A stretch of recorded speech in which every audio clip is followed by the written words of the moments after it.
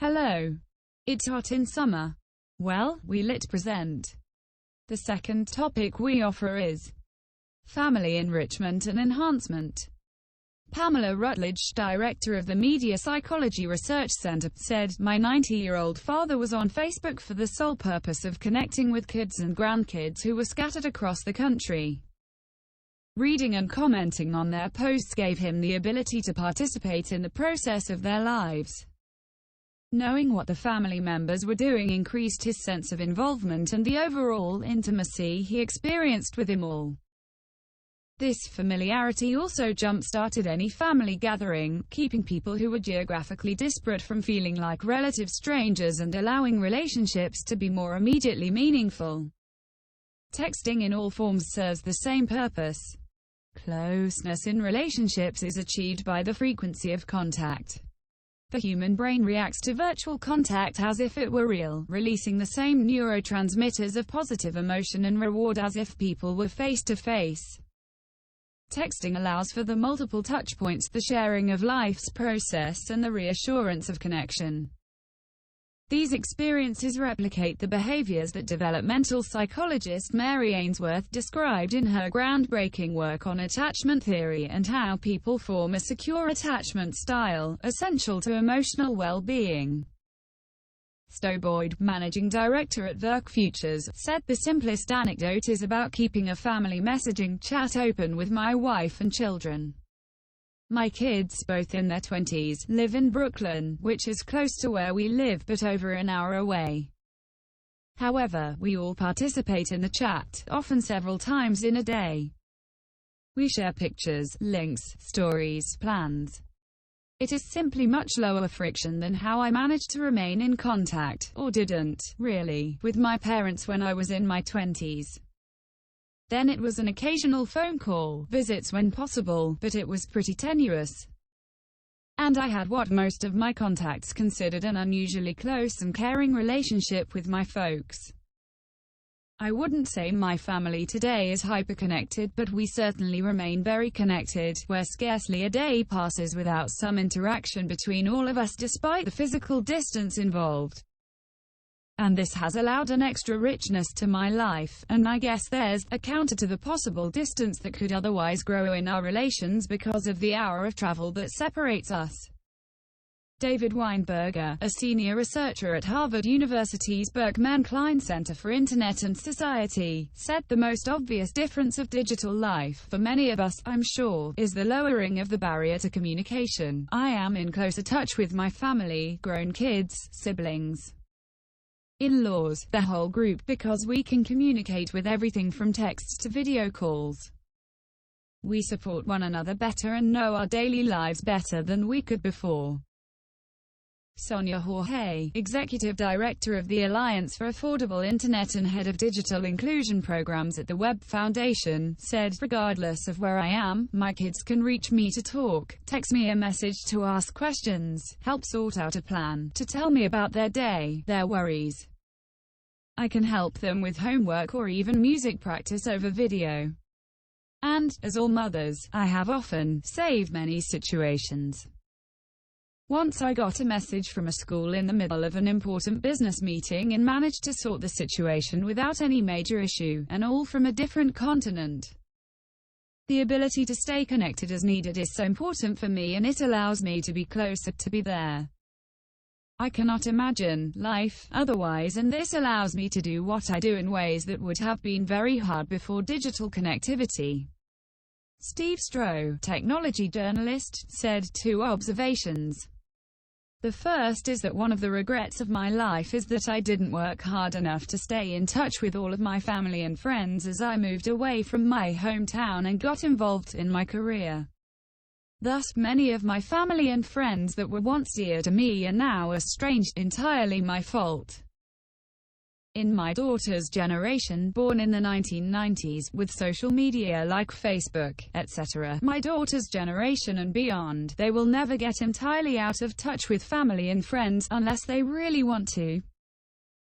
They'll know about significant events in their friends' and family's lives as things happen, and can always reach out because there's a consistent point of contact. The social media messaging, stable phone numbers such as mobile, email, etc. The second is that my wife and I maintain a near daily running conversation with my daughter who's moved away via three-way text messaging. We often share photos of the family pets, as it turns out, and let each other know about important or unimportant, perhaps funny, things that are going on in our lives. So the three of us are never really out of touch, which is a wonderful, wonderful thing. I wish I could do this with my father, who is, alas, very technophobic. Maureen Cooney, head of privacy at Sprint, commented, "My mother, who is in her 80s, lives on her own and is a technology leader in our family. Her adoption of cell phone use for calls, texting, email, FaceTime, and photo sharing, daily use of an iPad and computer to play games and to communicate, participation in social media via Facebook, managing her finances, and even device control in her home via internet-connected technology, as well as for entertainment through an Amazon Echo, which keeps her connected to us and the wider world as she ages, raising her feelings of confidence, safety, activity and independence. It lets family and friends easily connect with her in many ways in real time, which otherwise would not be the case." Richard Sambrick, professor of journalism at Cardiff University in the United Kingdom, wrote, "Very simply, I can talk to her and see my daughter on the other side of the world at low or zero cost via video, smartphone technology in a way that was unthinkable a decade or more ago. It helps hold families together." Perry Hewitt, Vice President of Marketing and Digital Strategy at ITHAKA, said, "We live in an aging society. In the developed world, the population is getting older, people are living longer, and fertility rates are falling. Here in the US, where families can be geographically dispersed and family leave policies minimal, caring for older relatives is difficult. Our family has benefited from the many technology advances in elder care, from cameras to robots to medication reminders to video calling. There is so much available to track critical metrics and improve quality of life for the elderly and their tapped-out caregivers. I believe we're still in the infancy of technologies that can improve medical compliance and personal safety, and combat a scourge many older Americans face, loneliness." Mary Chico, a professor at the Rutgers University School of Communication and Information, wrote, "My family and I now stay in contact via an unending series of group texts. While we would have remained connected via letters or phone calls in a pre-digital time, this allows the simpler, more convenient and more frequent sharing of moments, both incidental and more meaningful, and keeps us consistently in one another's minds and hearts."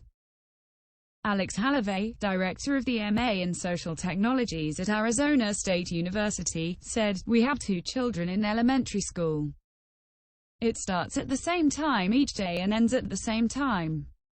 The children are generally out of touch with the family during this period. This would not have been unusual when I was in elementary school or when my parents were in elementary school, but the other institutions in our lives have changed this. We have shared family calendars that show who needs to be where and when, but these change with some consistency. While my partner and I both have busy careers, they never fall within clearly defined work hours, and mobile technologies mean that our everyday social and business lives are weaved together rather than blocked in clear periods. Time has changed, except for the kids' grade school. It remains anchored in one position, the 20th century."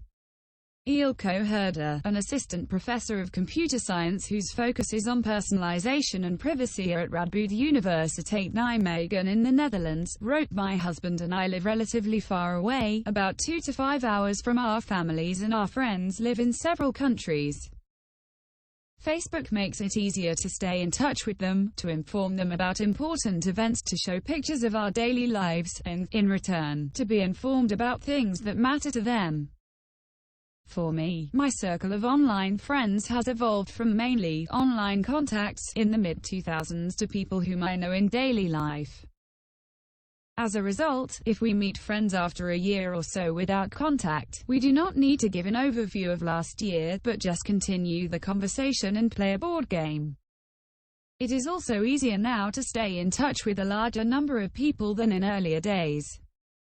Apps like WhatsApp allow us to have daily contact with our families, simply by exchanging short messages or sending quick pictures.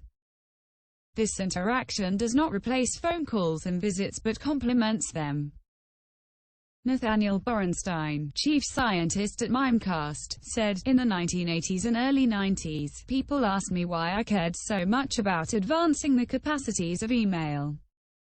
My usual reply, someday I will have grandchildren, and I want to get pictures of them right away, by email. This dream came true when I received an email that contained a sonogram image of my twin granddaughters when they were each no bigger than a few cells. I had expected those first pictures to be considerably cuter. Even though I was an evangelist for the future of communication technology, that technology exceeded my wildest imaginings." Greg Shannon, chief scientist for the CERT division at Carnegie Mellon University's Software Engineering Institute, commented, "When I call my dad, who is hard of hearing, the real-time network-enabled transcription service kicks in so that he can understand what I'm saying by reading the words on his screen. This dramatically enhances the quality of our conversation and allows us to be more connected. I'm sure it does wonders for his general health at 90. Our three sons all working around software. Their minds are filled with notions of programming frameworks, database schemes, and abstract models of what data and interactions mean. It's a world that their grandparents can't comprehend, and even their aunts and uncles are confused about what they do. Many of their childhood friends are far removed from these conceptualizations of work and value. I am not sure how it affects their well-being per se, but the notion of a shared sense of what work means seems weakened. Living and working in multiple places, Ohio, Pennsylvania, New Mexico, is possible since we can digitally maintain social and business connections remotely and asynchronously. Without such digitally enabled efficiencies, it would be very challenging to run such a rich life." Srinivasan Ramani, a retired research scientist and professor, said, "It was in 1993. My daughter left school in Bombay and moved to college, and the US telecommunication in India was quite bad in those days. The number of telephones, both landline and cellular, was about 3 million. Compare with the billion or so cell phones we have in the same country now. I knew it would be difficult for my daughter to call us back soon after arrival at the college, and so had asked her to get access to internet on campus and contact us through email and chat. She did that within hours of arrival. My wife had, to that point, carefully stayed away from the dial-up terminal I had on my study table at home for years. Now, she suddenly demanded to be introduced to the system. She demonstrated that given the right motivation, people can learn to use a dial-up terminal for email and internet chat in 2 days at the most. Our daughter was, for the next 4 years, our daughter on the net." Claudia Lamoro, digital consultant, wrote, "I started using video conferencing early. First I used a black and white video phone that sent a still image every 5 seconds or so. Friends and I got our hands on one and did some fun experiments with artist techies at the Electronic Cafe in Los Angeles. Later I used Cornell's UC-Me video conferencing. A real turning point for me was using the high-end picture telephone video conferencing system in the early 90s. When the picture telephone staff dialed up and connected me to a person in New York City, I was in Monterey, California. As I said hello, tears came involuntarily to my eyes. The intimacy was so unexpected. I was overwhelmed with this encounter with a stranger." Fast forward to 5 years ago. My 85-year-old mother had a recurrence of cancer. We lived many miles apart. On one of my visits, we went to the phone store and I helped her pick out her first iPhone. It was so awesome to watch her learn to text with her friends. I could FaceTime her from my home while I got my life in order so I could return to take care of her.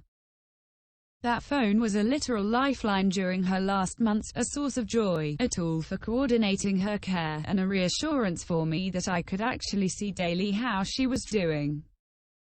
I think of all the technology in our lives, video conferencing technology contributes in a profound way to my well-being, bringing me closer to dear family and friends who live at a distance, or even just across the bay like my daughter does.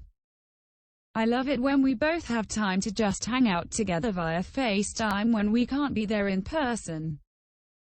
Kirsten Brodbeck-Kenny, a director, said, "Thanks to social media and video chatting, my parents have been able to be very involved in my child's life in spite of living on the other side of the country.